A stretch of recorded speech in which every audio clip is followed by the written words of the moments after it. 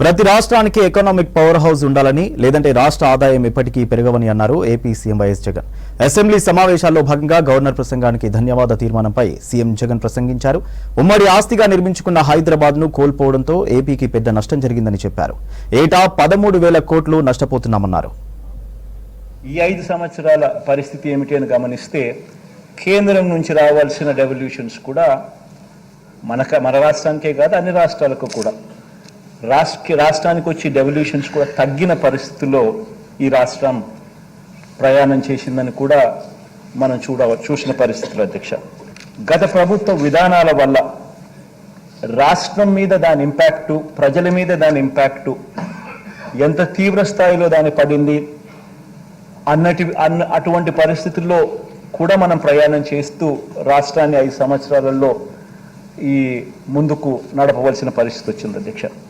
మన ఈ 5 సంవత్సరాలు అంటే దాదాపుగా 1,30,000 కోట్లు మనకి అదనపు ఆదాయం చేతిలో ఉండిండు. ఈ అదనపు ఆదాయం 1,30,000 కోట్లు మన దగ్గర ఉండింటే మనం ఏమేమో చేసే అవకాశం మనకు కూడా ఎంతగానో వెసులుబాటు ఉండేది.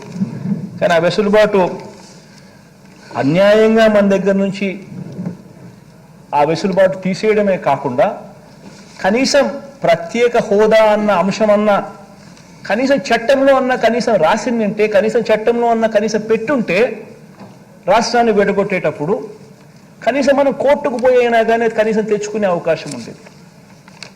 రాష్ట్రాన్ని అడ్డగోలుగా విడగొట్టడమే కాకుండా దాన్ని ప్రత్యేక హోదాను కనీసం చట్టంలో కూడా చేర్చలేదు.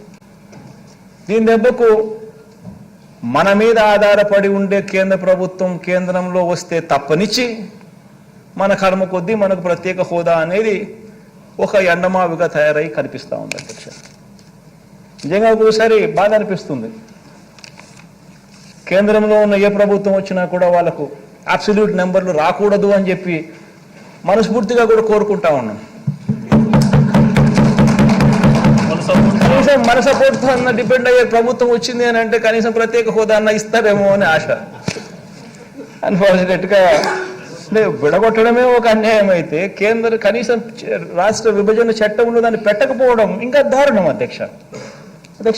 ఇటువంటి పరిస్థితుల మధ్య ఇన్ని పరిస్థితుల మధ్య, ఇన్ని ఇబ్బందుల మధ్య, ఇన్ని సవాళ్ల మధ్య మన ఆర్థిక వ్యవస్థను అధ్యక్ష గత 57 నెలలుగా మనం నడుపుకుంటూ ముందడుగులు వేస్తా వచ్చాం. ఇటువంటి పరిస్థితుల మధ్య అధ్యక్ష మన ప్రయాణంలో అధ్యక్ష ఈ 57 నెలల మన ప్రయాణంలో అధ్యక్ష గర్వంగా కూడా చెప్పగలుగుతాం అధ్యక్ష. ఎక్కడా కూడా కరప్షన్ లేకుండా పూర్తిగా వ్యవస్థను మొత్తం ప్రక్షాళన చేసి